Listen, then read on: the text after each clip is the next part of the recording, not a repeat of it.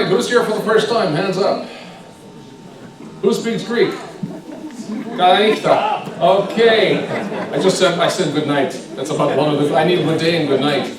My name is Rafi. Welcome to the Lodzer. I've been here for about 15 years. We have a few members from the Lodzer community here. It's nice to see. Built by Holocaust survivors about 65 years ago, I believe. Still going strong. I'm one of the young ones. I'm 61. And if you want history, just go to lodzer.ca. Our friend here at the front, Charlie, is running our website. A lot of information, lots of speaking engagements like this one. We have a beautiful choir. Of course, I'm in it. And they're rehearsing upstairs. So if you hear music and it sounds Yiddish or Hebrew, it's not part of the movie. I don't think so, at least. Events, we have some stuff on the front as well to take. What's our next event with you? November 18th, and that is with Lauren Isaacs of Harut and IDF reservists on duty. Right. And they're going to be talking about all the inspiring ways in which they are representing Israel and the Jewish community on the university campuses. And then November 30th? November 30th is Manfred Gerstenfeld, the preeminent, one of the world's leading experts on combating anti-Semitism. And he will be speaking here on November 30th in the evening after Shabbat. And he'll be speaking on, I believe it's also I don't have the exact title, but ways of countering and combating anti-Semitism today. Right, and then something close to my heart, Christmas, what do? Eat Chinese food and show a movie. So that's what we do here. It's my 6th year in a row. If you want information, you can call our office. This time it's going to be Jewish food and Chinese movie with subtitles, or thereabouts, I'm not sure yet. But we'll try something else for a change. Anyways, we also have our choir that comes here every Saturday that we have Rosh Chodesh coming up. So in 2 weeks Saturday, if you want to hear our cantor, esteemed cantor David Young, and our rabbi, Mr. Eli Korant, please come in. Everybody's welcome, and you actually get a very good meal as well on Shabbat. So come and join us. If you have any other questions, I'll be here for the rest of the evening. If you have any questions, please don't hesitate to ask me, and I'll let Alan speak now for a change. I think I might try this microphone instead, because every time I use that one, there's this weird, it doesn't like my voice. So anyhow, I'm Alan Herman, and for those of you who have not met me before, very nice to meet you. I'm one of the Toronto co-chairs for one of tonight's organizing groups. I'm with the Canadian Institute for Jewish Research, and along with the Canadian Anti-Semitism Education Foundation and Kalanu Canada, we couldn't be happier to team up with the Lodzer Synagogue, and of course, Steven Priovolos for tonight's event. A quick word about the Canadian Institute for Jewish Research, just so that you never miss out on a chance to come to one of our events again. You'll know a little bit about us. We've been around for 30 years. We started as a group of academics that took a look at the rampant anti-Semitism that was happening on the campuses of Montreal, and they decided to do everything they could to counter the misinformation about Israel and about the Jewish people that were happening back in the early 80s. And they started having conferences, they started to organize speaking series and trainings, they started to put out publications for academics, publications for students. Eventually they put out a daily email briefing to provide information about everything that was going on around the world, and they're still doing that today. We've been operating in the communities of Montreal and Toronto for many years now, and our programming largely falls within information and sort of Israel advocacy to counter the misinformation that is out there, ways of combating anti-Semitism, and also inspiring people not just with the connection to Israel, but inspiring Jews with their stories by being connected to Jewish communities from around the world. So, for example, we've had the Jews of India, we've had the Jews of Bulgaria, we've had evenings about the Jews of Jamaica. Tonight's event is a very special event for us because this is the first time we've worked on a theme related to the Jews of Greece, and it really helps to build and reinforce connections and ties between the Jewish community and other communities as well. So we couldn't be happier to be here tonight. And during the question and answer period later, Andrea Spindell will tell you more about the Canadian Anti-Semitism Education Foundation, as well as Kalanu Canada. Now, I'm now going to ask to come up and say a few words. We're very, very honored and privileged to have him here tonight. the Consul General of Greece, Victor Malogoudis. Let's have a big welcome for him.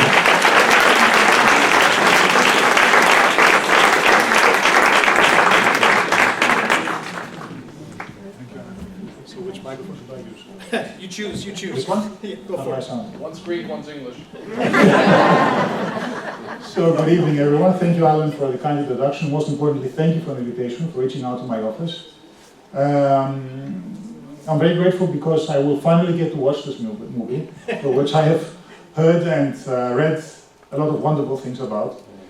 Now, this is, of course, a very wonderful, a very inspiring, a very touching account of how an entire Jewish community on the island of Zakynthos managed to escape the fate of being deported to the death camps in Nazi-occupied Europe, thanks to the courageous acts of the local Greek authorities, both the Greek Orthodox bishop and the mayor, but also the Greek Orthodox Christian population there on the island. But as optimistic, as wonderful this story is, of course, it is a bright episode in an otherwise very dark history. And let me just put this into the wider historic context, the Greek context at least. Greece entered the Second World War, didn't ask for it, on October 28, 1940, when the Italian ambassador to Athens, may I remind you back then Italy under fascist regime, Benito Mussolini, was the closest ally of Nazi Germany. So he issued an ultimatum to the Greek Prime Minister saying that he wanted the Italian troops that had been amassing at the northern border of Greece in Albania to allow them to march through Greece. And of course the Prime Minister then, reflecting the public sentiment, said no. And it was not only the defiant no, it was also, we fought back. We fought back, and in fact we managed to stave off the attacks and advance victoriously within Albania back then. So things were not looking very well for the Italian fascists, and Hitler decided to step in. It took him 3 months to decide that. And he decided to step in because he was already planning at that time to open the front against the Soviet Union. Greece was attacked by Nazi troops sometime in April 1941, but we still didn't give in. It took Nazi Germany more than 2 months to capitulate Greece. We fought to the bitter end until our most southern part, Crete. The Battle of Crete lasted until the May of 1941, and because it lasted so long, Hitler had to postpone his plans about opening the front to the Soviet Union. And of course, as we all know, winter caught up with him, and that did have a strategic effect on the outcome of the war. Now, of course, what followed in Greece was one of the most catastrophic periods of modern Greek history. The economy was devastated, all the resources were put into use for the Nazi war machine. And during the winter of 1941 to 1942, and the next winter, tens of thousands of civilians were dying in the streets because of famine. And of course, then there's a big chapter of the Greek Jews. Greece lost almost 96% of its Greek Jewish population. And of course, to someone like me who has been brought up in Thessaloniki, I don't know how familiar you are with group Judaism. What's very hurtful about this is, it's not, of course, only the tragic loss of so many human lives. It's also the sense that this amounts to cultural genocide. You know, it feels as if a very integral part of Greek social fabric was simply torn out. What many people don't know, Greeks included, is that the Greek Jewish communities were there for not hundreds, were thousands of years there. They were an integral part of Greek society. Most people know about Sephardic Jews, of course, Jews emanating from medieval Spain who were expelled by Queen Isabella, late 15th century, and settled down to late Ottoman Empire, most importantly in Thessaloniki. But that holds true only of Thessaloniki. The other Jewish communities all around Greece, be it in CAEF, be it in Rhodes, be it in Ioannina, be it in Crete, those were Roman Jews. thousands of years of history. And that was simply wiped away. Now, did everything get destroyed? Not really, and I would like to leave you with that optimistic note, if I may. As the title of this documentary we're about to watch very nicely suggests, life will smile, life does smile. Good in the end prevails over evil. There are small in numbers, but there are Greek Jewish communities now in Greece, and I dare to submit that there is a revival, there is a renaissance of Greek Jewish culture right now in Greece. And I think it's evident everywhere. It's evident from synagogues that are being renovated, most recently the other day, the synagogue in central Greece, in Trikala. The Jewish Museum in Thessaloniki just got a new wing inaugurated by the President of the Hellenic Republic. There are plans to erect a Holocaust museum in Thessaloniki. You see it in all strides of life. In Ioannina, most recently during the municipal elections, the mayor that was elected there comes from the Greek Jewish community. And along with that comes also raising awareness amongst the Greek society at large, and there comes also greater responsibility, I think. The responsibility to educate younger generations about what happened, and to really uproot all causes of evil, of hatred speech, of anti-Semitism. And Greece is at the forefront of this international battle. Greece is a member of the International Alliance for Holocaust Remembrance.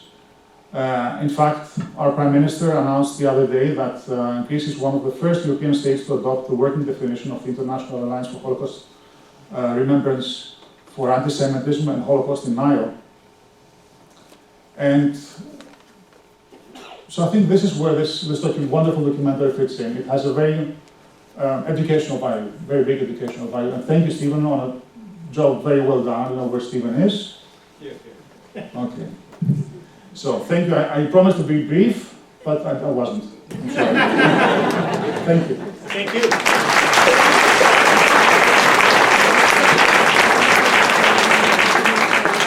So, as per Rafi's instructions, I'm going to use the English-speaking microphone. And just wanted to quickly acknowledge that we also have with us tonight the Honorable Madam Justice Ria Itsamus. So thank you very much for being here. Next, he insisted that I not give him a very big introduction. He's a humble fellow, but just the same. Let's have a big round of applause for tonight's filmmaker, tonight's film producer, Steven Priovolos. Everyone, let's have a big welcome for him.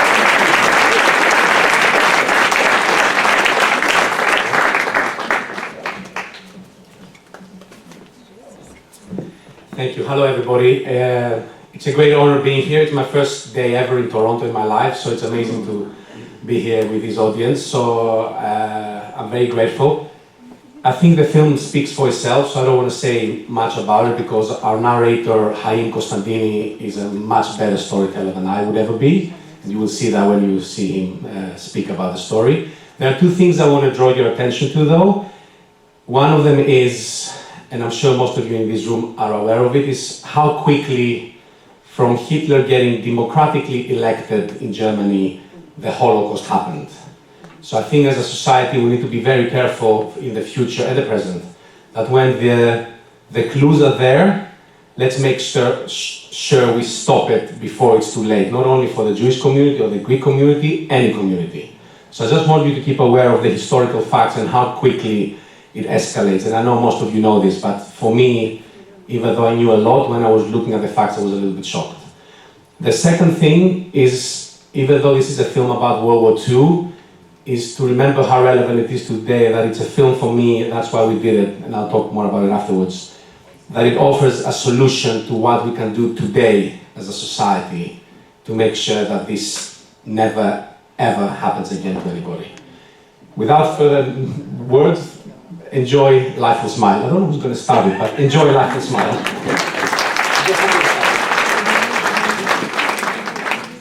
Don't usually do this, you know.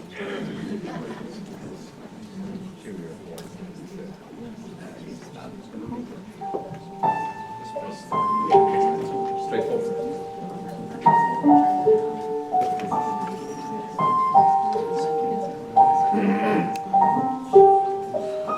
Ονομάζομαι Κωνσταντίνης Σαμουήλ Χαΐμ.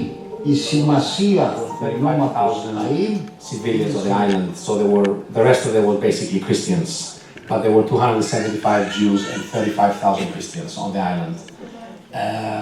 What I can say to you, I mean, you can tell what we're trying to say in this story. What I can say in the meantime is, from all the stories we could have told, why did we decide to tell this story? And obviously I cannot tell everything about it because I want to see the rest of it.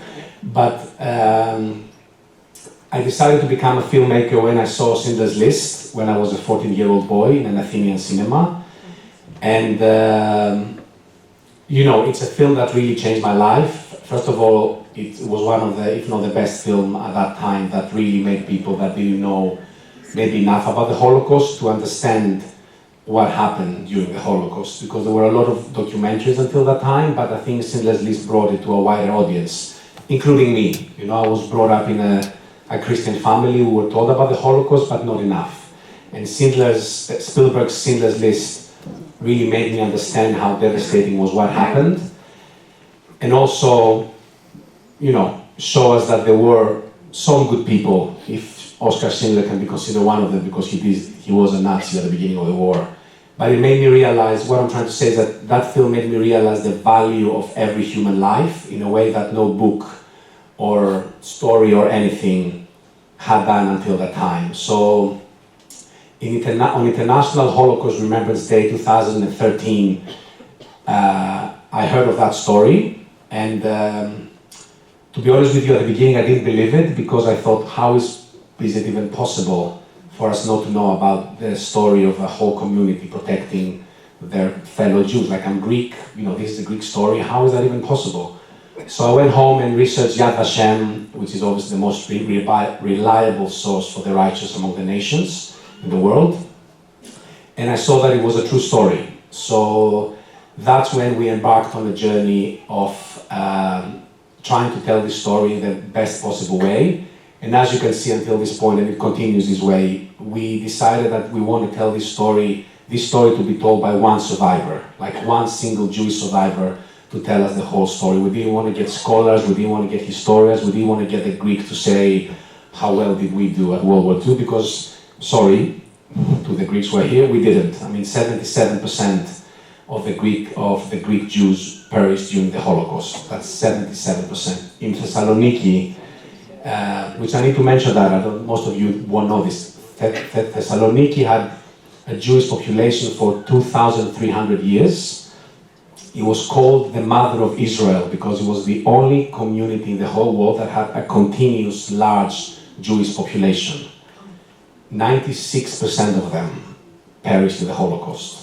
So 19 out of 20 people in a community that had been there for 2,300 years. They were as Greeks as any other Greek or Christian or Muslim or whatever the other religions were back then, and still 96% basically perished in the Holocaust.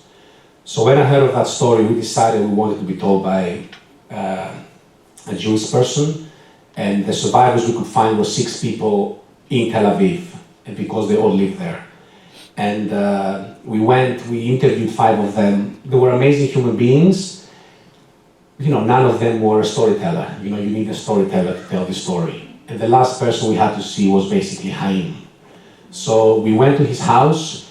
He opens the door with a big smile on his face, as he was until the last day of his life. And he opens the door and says, "Hello, my boys." Oops, on the microphone. "Hello, my boys.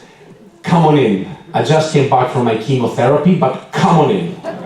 So that was basically Haim, who was a man full of life. And at that moment, I turned to the rest of my team and I told them, this man is a documentary, And it took 7 years to complete the whole film. And it's very difficult to talk to you about the ending because you haven't seen it yet. We'll get there, we'll get I know, there. we'll get there. And basically, I want to tell you another fact, just as a good fact, that actually it's a bad fact, but it's a good ending. That a lot of people ask us what happened to the Jews of Zakynthos after the war. So a lot of them, I'm answering all your questions in advance now, which is an interesting thing. So you might run out of questions, but the questions have been asked in the past. basically in 1948, a lot of the Jews of Zakynthos went to the newly established country of Israel. So they went there and they started building their life there. The rest of them, there was a devastating earthquake in Zakynthos in 1953, where 3 buildings stood after the earthquake. 3.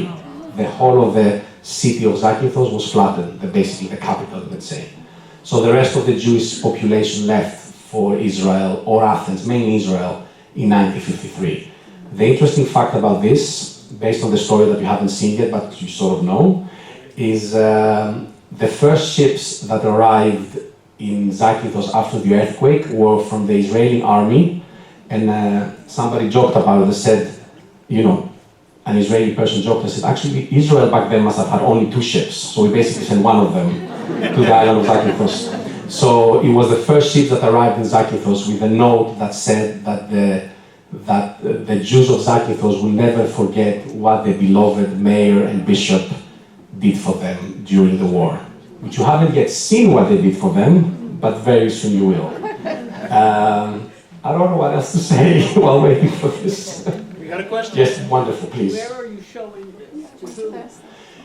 Yes, we are showing this. We have done a few screenings around the world so far. Our goal is to put it on a streaming platform to be streamed globally, and we're trying to do that for March of next year. We have a few screenings coming up. We have a few rules for this so that you all know. First of all, anybody who you want to show this that is not here tonight, come and speak to me afterwards. I'll give you my personal card.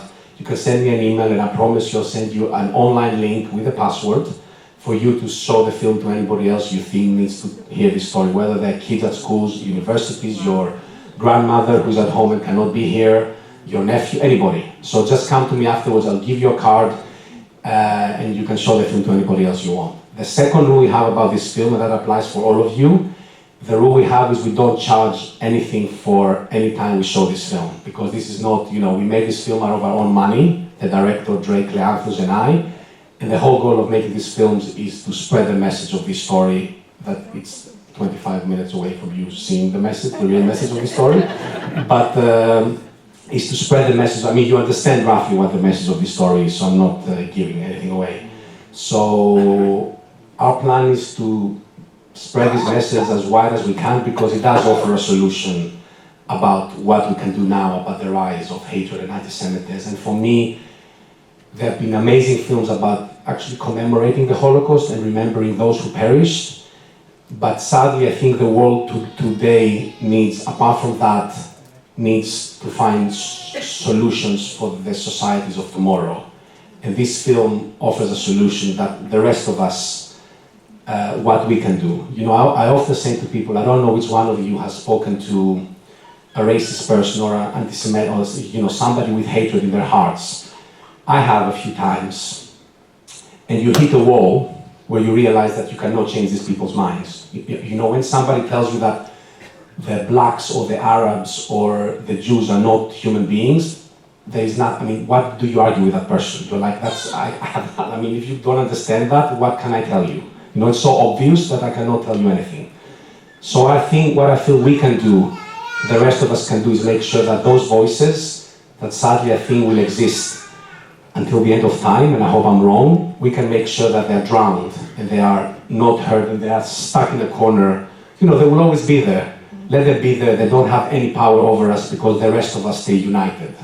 And for me, this film, which you still haven't seen. We're getting there. I know, it's just hard because I'm talking about messages that, nobody has yet in this room has seen.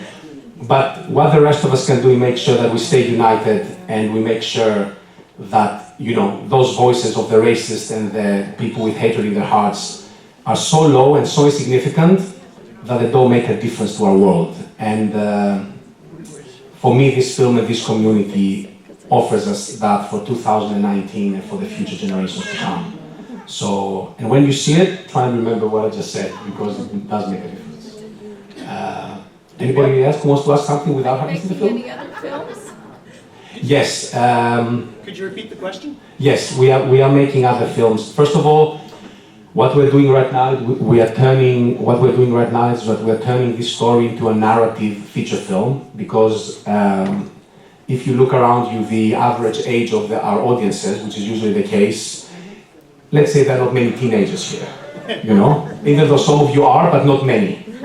So what we're trying to do is we're trying to do a narrative feature film, which is basically the story of the mayor, which you will see in a minute. Yep. And it's a suspenseful film, you know, with Hollywood actors to basically spread this message to the new generation of people that, you know, they're not going to watch a 40-minute short documentary easily narrated by an old man in their eyes, you know, but they're going to watch a suspenseful film with Alicia Vikander, who's beautiful and won an Oscar, and she could be the mayor's wife that you will see in a minute. And, you know, and get engaged and subliminally, which is what Schindler's List has, you know. Schindler's List is heartbreaking, but it's also suspenseful. You engage with the characters and you live with the message of the Talmud that whoever saves one life saves the world entire. And that's the messages of this film and the narrative film that we are doing as well. As they are swapping computers, another thing we're working on with our team, and again, it's an interesting thing to talk about in a community mainly of Jewish people, is that we just shot a documentary in India and around the world about interfaith dialogue, because we think it's a very important feature of our time. I think there have been thousands of people that have died in the name of, I think, every major religion in the world. And what we're trying to do is we're trying to say to people that definitely have your beliefs, of course, we all have our own basic beliefs, that, you know, in my opinion, and a lot of you might not agree, but in my opinion, there are many ways to find God. You know, it doesn't mean that, in my opinion, you know, that the Christian way is the only way. It doesn't mean that the Muslim way is the only way. It doesn't mean that, you know, the Christian way, that, like, you know, the Jewish way. I think there is more than one way to find God. And in my opinion as well, God is bigger in some ways than any religion. Like, if you believe that, you know, God created the whole universe and He's the creator of everything, how, in some ways, it's naive of humans to think that we can put Him in a book, even if that book is called the Bible, and people, like, you know, if I was in a different part of America, they would be throwing tomatoes at me right now. But, you know, I really believe that God is bigger than us. So what we're trying to say in these actual documentaries, of course, have your own beliefs. We're not trying to change anybody, but maybe let everybody else have their own beliefs as well, because, you know, God is bigger than, you know, God is bigger than us. Otherwise, what's the point of believing in God if we don't believe He's bigger than us? So that's the documentary that we are working on right now. We're interviewing, actually, you might know him because he's very well known in the American community. We're interviewing in February, hopefully. I'm meeting with him next week. Rabbi David Wolpe, who is, I think, the biggest representative of conservative Judaism in America at the moment. And he's a wonderful man. He really encapsulates the essence of conservative Judaism. And it's beautiful to hear. It's so open-minded and loving and generous and inspires you, and you're like, oh my God, maybe I should become a Jew as well. Can I? What do I need to do? And I think that's the essence of the documentary, is to see that every religion has its beauty and has been interpreted the wrong way for millennia by the wrong people.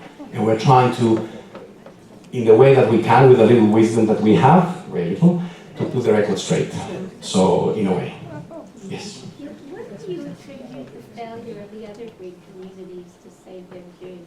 Sorry, go on. So the question is, to what do you attribute the failures of the other communities in Greece to rescue their Jews during World War II?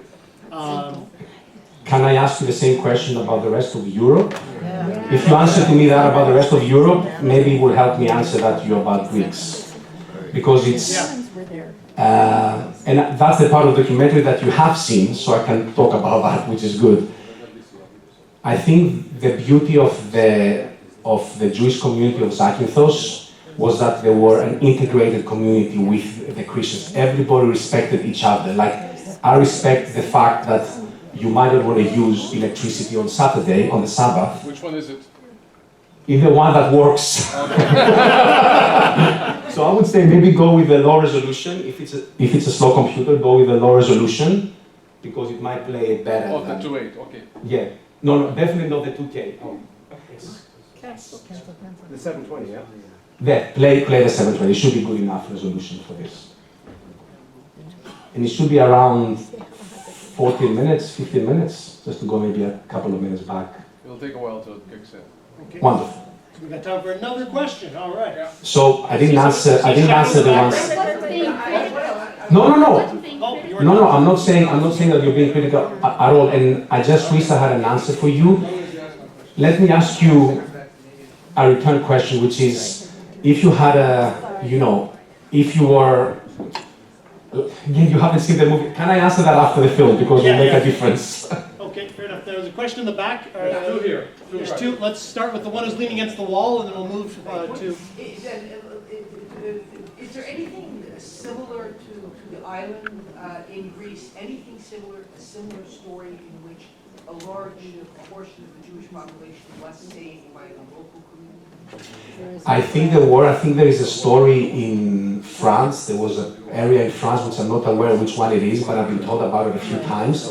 Again, the uniqueness about this story is that 100% of the population, of the Jewish population, survived the Holocaust, and that is unique. And also, it's not that 100% survived the Holocaust, it's not 100% survived the Holocaust by being protected by the whole community. And again, when the film finishes, we can talk more about that. I know that, I think it was the King of Denmark, if I'm not mistaken, that he definitely did a lot. But that was a leader, it's very different having a leader doing this, and it's a different having a leader and the whole community. 100% of a community doing that. And for me, that's the inspiration this film has for us. Is that yes, the leaders, whether they go the right way or the wrong way, it's up to the rest of us, the day-to-day people, to make sure that we protect our fellow human beings. The leaders make a lot of mistakes. Trust me, I live in America right now. The leaders make a lot of mistakes. But,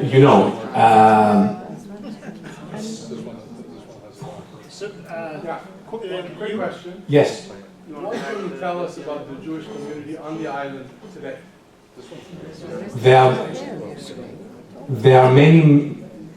There are few of them live. To be honest, I don't even know. I think there are only a couple of Jewish people in Zakynthos right now, because really the last one left in 1953. Some of them have gone back. Like I know there is a guy who was taking care of the Jewish cemetery that you will see later on in the film. And we will see it. And you will see it, yes. Otherwise, I might have to give my car to all of you to watch it online tomorrow. So I hope that doesn't happen. 14 minutes in? It's around, I would say around 14 minutes in. Yeah, it should be 1-4 or 4-0? 1-4. No, 4-0. It's the end. Okay. Okay, 4-0, that's it. It was a nice movie.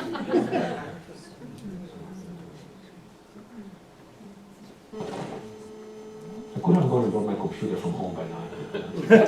We're in Greece? No. I'm staying in North York because I wanted to be close to the community for tonight, so I'm staying in North York. Oh, you know.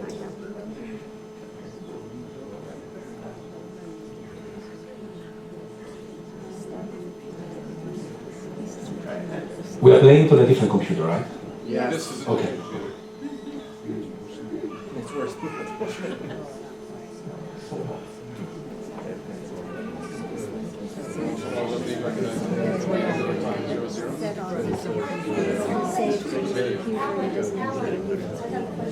Okay, I got a question, Yes, Doris. of course. I know, but it's not hooked it's not hooked up to Government assistance coming through, but what about Jews themselves? Is there, what's the Jewish population, what's the presence of Jews like today in Greece? What's the presence of Jews today in Greece? And what was the other part of your question? Is there a renaissance? Is there a renaissance? You know what? You would expect I should know this, but I don't. I know that obviously the Jewish population of Greece now is definitely safe, but I don't know how many. I know there are, for example, I know that the Jewish Museum of Athens have a lot of people who attend, and I've met a lot of the Jews of Greece in Athens mainly. I know that Thessaloniki, for example, that had, maybe I didn't tell you the numbers, but Thessaloniki before World War II had 56,000 Jews. After the war had less than 2,000. So there is only one Israeli, it's amazing, it's devastating. It has There is only one Israeli school in Thessaloniki right now, so I cannot imagine being a lot of them. And you know, sorry, let's be honest, when you had 77% of the population perishing, when you have the option to go somewhere else, leave Europe and come to America, come to Canada, go to Australia, I would, or go to Israel. You know, your newly established home, why wouldn't you go? So I think there aren't many, like in my school we were 278 kids in every year. We only had one Jewish kid that was never attending the Christian class. So once a week he was leaving the classroom at the Christian, where we were doing the Orthodox Christian class. So if you take the percentage on an average Greek school, was pretty low.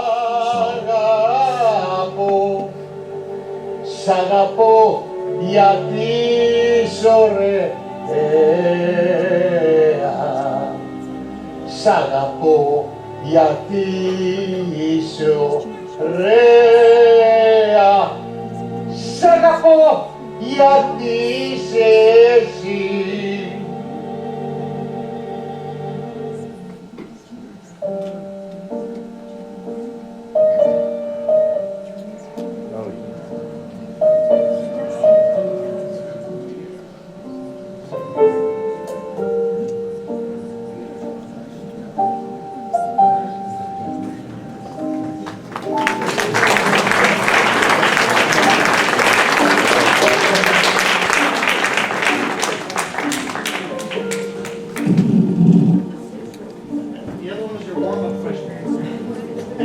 Before we do the Q&A, I just want to say a word from our sponsors. I'm Andrea Spendel, and I'm the Executive Director of the Canadian Anti-Semitism Education Foundation, which is one of the organizations that brought this program forward. And I just want to say a word.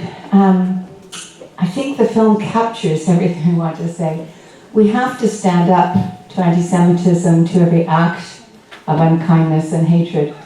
I think there is a real dilemma in the community, and I just want to take a minute to address it.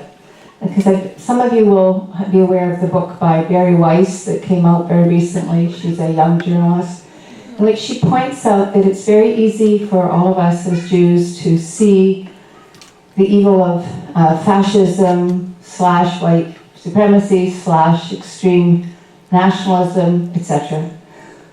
And to stand up against it and to be worried because of the acts of violence perpetrated by some of the folks in that alt-right, extreme right camp.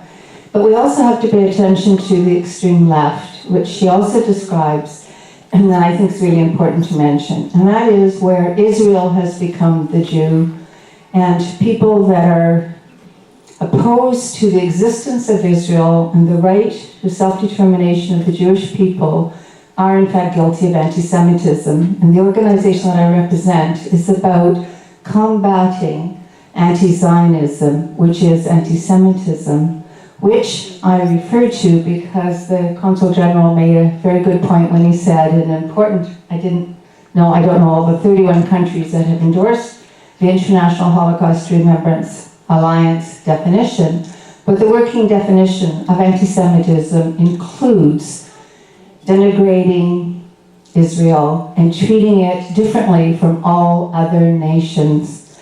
And the Jews have a right to their country. So we have to be vigilant about extremes on both sides. And what the film shows us is a wonderful story for this particular week. I've just been to 5 programs, and the first 4 wonderful programs just left me feeling totally devastated and hopeless because anti-Semitism is on the rise. This film gives me hope that there are righteous and caring people who are willing to stand up for Jews, Judaism, and Israel. And I hope that includes everybody here. So that's my little pitch about CAEF. The other organization that I represent and have the pleasure to be president of at the moment is a small volunteer organization called Kalanu Canada, meaning all of us, and it's about the great diversity of the Jewish people and rescuing and working with very far-flung, dispersed and isolated communities. Those of us who have grown up in Canada are most familiar with the terms Ashkenazi and Sephardim. Actually, I'm from Western Canada. I didn't even know the word Sephardim. I come to Toronto and I learned there are Mizrahim. But would you know that there are also African Jews, Asian Jews, Burmese Jews, Ghanaian Jews, Surinamese Jews, and many more. And I know nothing about Greek Jews. But it's important for us to realize that when we really do look around and count all of those who've re-emerged, could have been people that have come back to Judaism after 550 years since Inquisition, or sought out their historic ancient Israelite connection as the Lemba of Zimbabwe or the Igbo of Nigeria, we might actually be 40 million when all are counted. So our little organization is trying to help some of these dispersed communities that want to reconnect. And if you're interested in that story, we have the literature on the table, and we'd be happy to share that with you and get you involved. And in fact, we want you to know that the donations that we collect go to these little communities, one of which is the oldest Jewish community in the Western Hemisphere. I didn't know about 2,300 years in Greece, but for 376 years there have been Jews in Suriname, which has been Portuguese, Spanish, Dutch. And so the Jews of Suriname are mixed in that they are from all of those countries, plus Africa and Asia and Indian folks that have intermingled. So you have about, 120 Jews living in Suriname today who also need to be recognized and assisted. So that's the commercial. I want to thank CIJR, Canadian Institute for Jewish Research, for having partnered with our two organizations, and of course with the Lodzer, which has been an amazing partner in programs.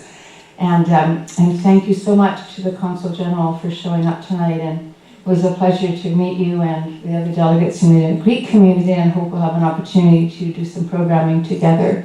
And now I'd like to give Steven an opportunity to answer more of your questions, and to let's all express an amazingly happy thankfulness, appreciation to him for having made this film. Thank you. Questions? Anybody? Did you get all of your questions answered? Yes. Please stand up and speak loudly. Did Chaim ever see the documentary? Good question. Repeat the question. Did Chaim ever see the documentary? Yes, I want to answer that, then I want to answer the two questions I didn't answer earlier on.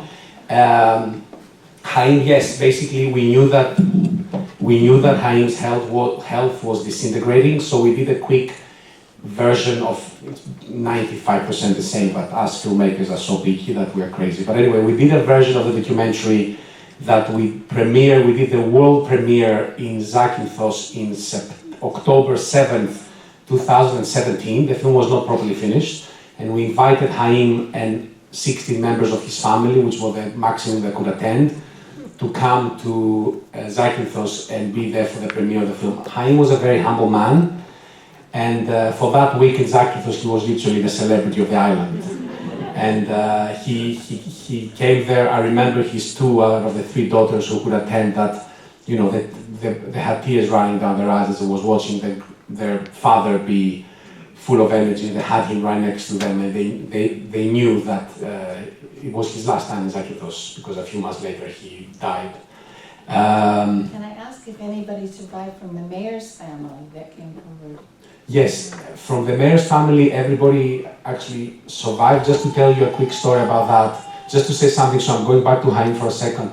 In the last 15 minutes of his life, his daughter said to us that he talked about that week in Zakynthos. Like, as he was literally leaving this earth, he sort of said, "Oh, that week in Zakynthos was nice, wasn't it?" So, Chaim, I mean, and I say to people that obviously we didn't make this film for Chaim. Of course, we made it for everybody. But even if he was the only person that had seen that film, knowing that as he was taking his last breath, was thinking about what we did for him, would have made it all worthwhile. But obviously, now that he's gone, we have a responsibility to do much, much more than that. As for the mayor's family, they survived. They don't talk about it, so we don't know if they were tortured, if they hid, what happened. Just to give you an idea of the people there were, which is going to make me answer the other question I didn't answer earlier on. The mayor's wife died at the age of 101 2 months ago. So, amazing woman. We had the opportunity to meet her 6 years ago when we started doing the research for this film. So I asked her, I have the little video clip, I asked her, how do you feel that you and your husband, the mayor, were heroes, were hailed as heroes? And she says a very brief answer. She said, we were not heroes. We just did our duty toward our fellow human beings. You know, that's it. And that answers the question I was asked earlier on about why didn't the rest of Greece or the rest of Europe did what these people did. You know, can we all put our hands in our hearts and say that if you had a 7-month pregnant wife, you would give your name to the Nazis in 1943, where you knew about the Holocaust and what they were doing in the whole of Europe? I don't know, you know? And that's the reason we made this film. For me, like after seeing this film 150 times and actually made it, I can put my hand in my heart and say that if I was given that option, I would do what these men did. But 7 years ago, most likely I wouldn't. And that's why we make, you know, tell a great story like this, is to make people realize that, you know, it's not about being a hero. You don't need to go above your human condition and who you are. You just need to be human and just, you know, understand. I have an expression. My grandfather would say, my Zeta would say, you have to be a mensch. Yes. So, that's the first answer. The second one was if the Greek government ever apologized to what happened to the 77% of the Jewish community. You know what? The reality is that the Greek government was not as involved as the local leaders. The local leaders were giving the Jewish population away. So you cannot, and I'm sure that individually most of these people haven't apologized, but the Greek government in itself was actually fighting the Nazis from day one until the end. But when, you know, again, let me tell you another example. The reason that some people ask, how come the Nazis didn't come back or whatever? The Nazis in 1943, as the Germans were slowly losing the war, they were implementing the final solution, as you all know. They were going to Greek islands that had 2 Jewish people on them. 2. They were not going to leave, they didn't want to leave anybody alive. In some way, that was the little blessing that the Jews of Zakynthos had, because they had a tight schedule to collect. They had just come from Kerkyra, from Corfu, where they'd taken 2,000 Jews, I think again it's a 92% of the population, and sent them straight to the concentration camps, you know? So the reason that the Germans never went back to Zakynthos is because then they started losing the war. They had a very tight schedule to collect every single Jewish person in Europe. And luckily afterwards the Allies started winning the war and never went back to Zakynthos to pick up the Jews. And that's one of the questions that we ask, like, why didn't they do more? The Nazis did more, but they had a very tight schedule. So, can I apologize on the behalf of the Greeks, myself, about what they did? Because it's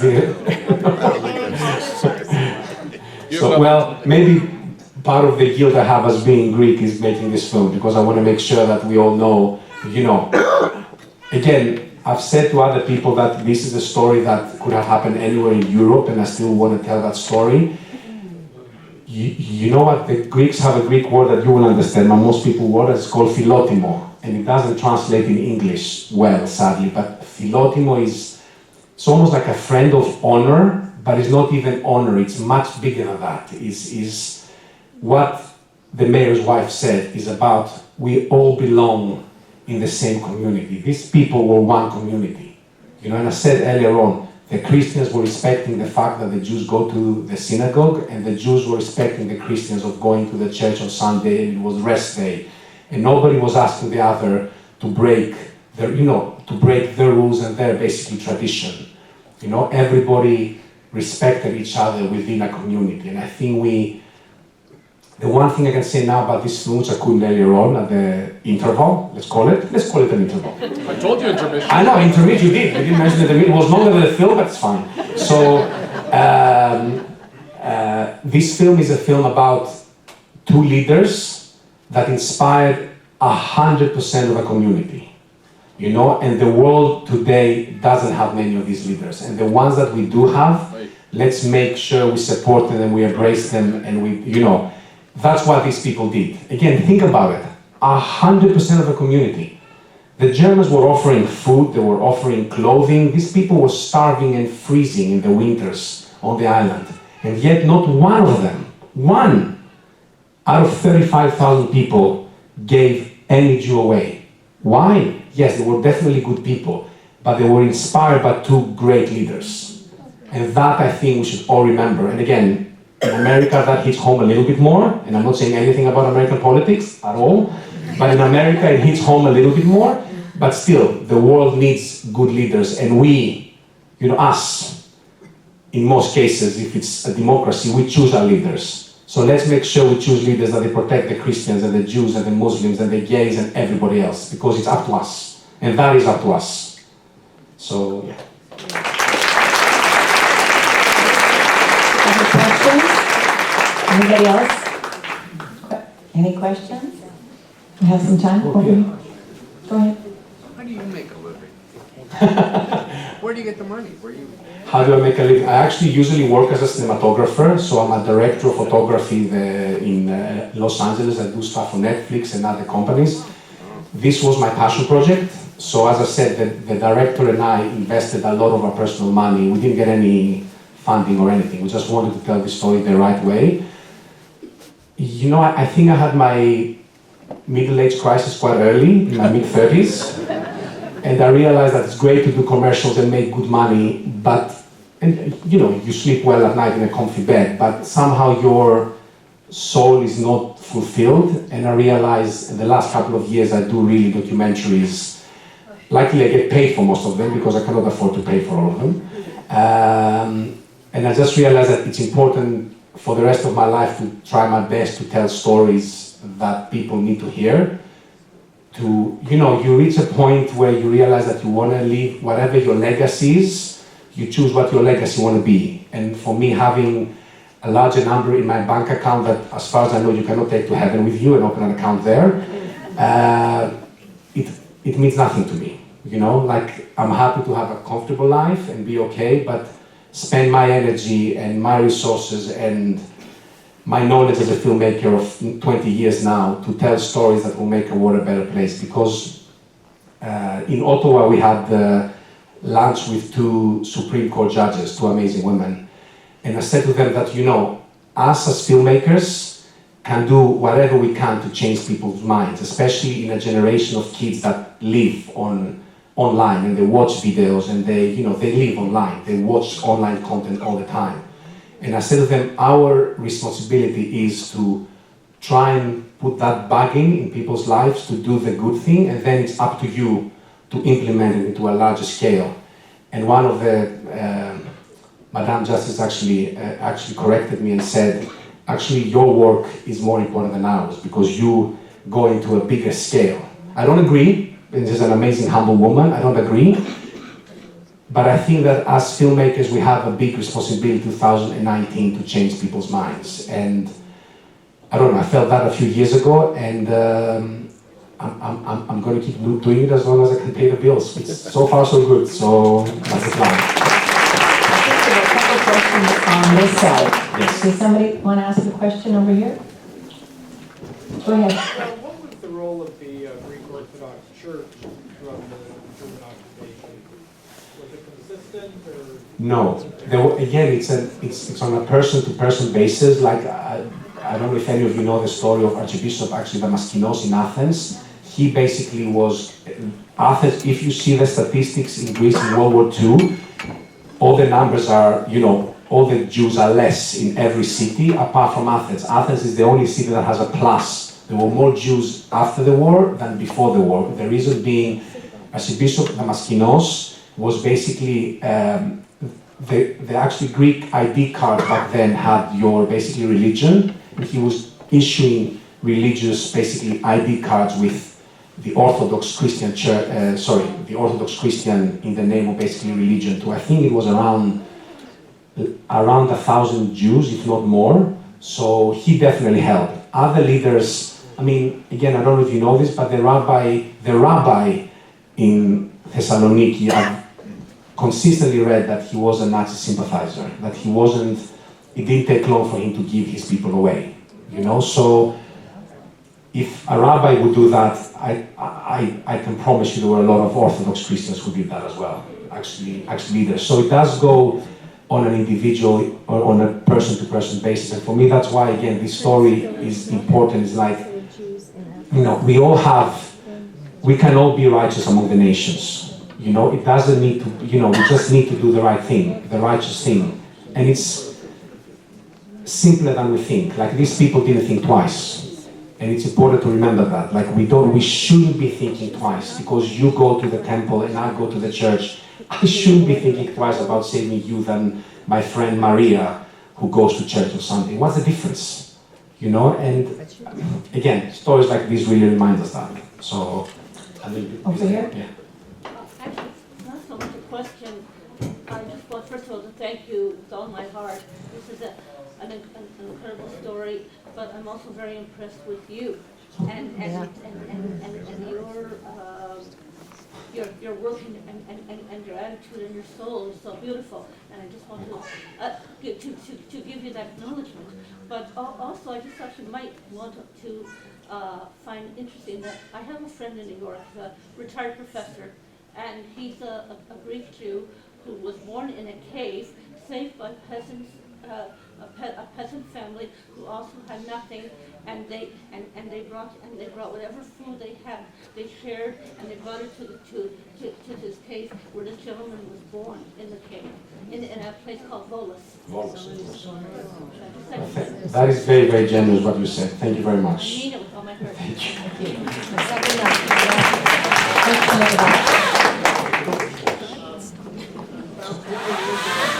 Sorry, give me a second.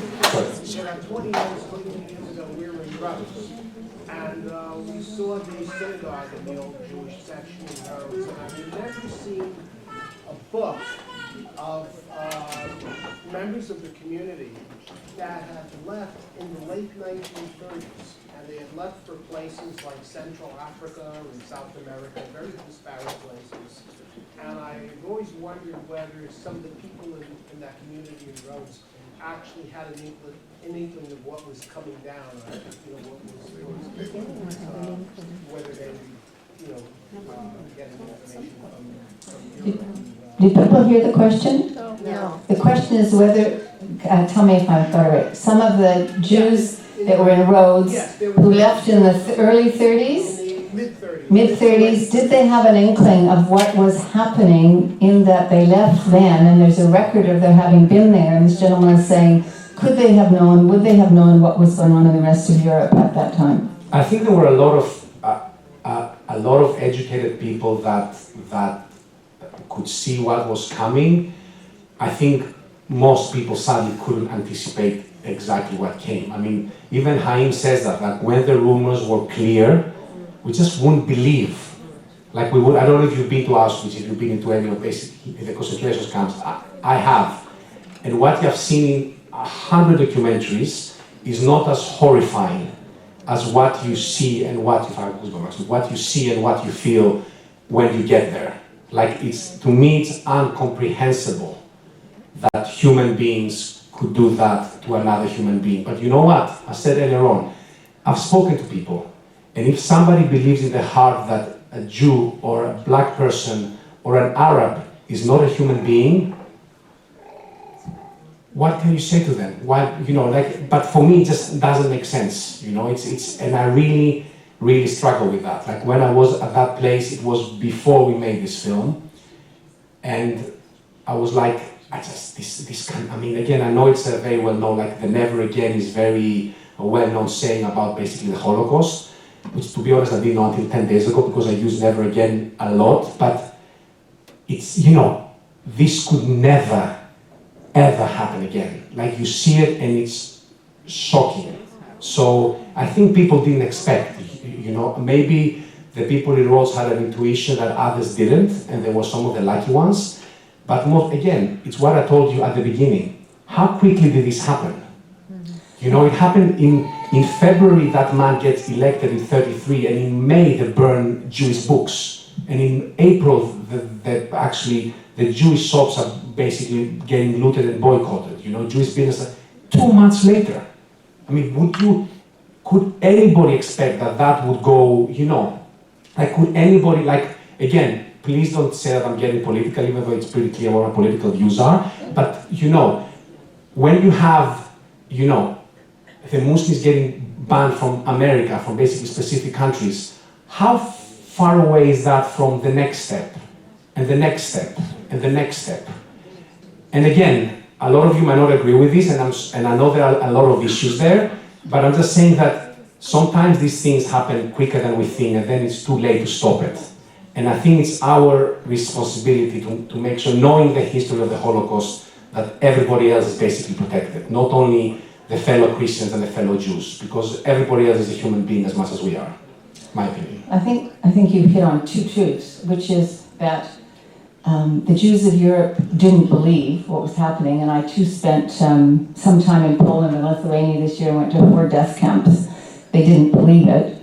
But the other truth is, lots was known and brought to people's attention, and they didn't act on it. And so I think that's the big issue we need to face right now, is lots is known. The boycott, divestment, sanctions movement is boycotting Jews. There's no question, that's what it is. And people are tolerating it. And I think that we can't do that, because as you said, it's a slippery slope, and you can be down that so very fast. Can I say something about that? Somebody asked me a week ago in one of the screenings, they asked me, do you think a bystander chooses a side? And I very naively said, no. And they said to me, you're wrong. A bystander chooses a side of evil. And that is the truth. A bystander who can see crimes committed against humanity. Humanity. Sorry, it's not about the Jews, humanity. And does nothing, is on the side of evil. And that's what this film teaches us. And that for me is, again, an important thing to remember, which is based on what you just said. Right. I think we're going to call it an evening, and thank you all for coming, and I hope you'll come to other programs in the future. Thanks again.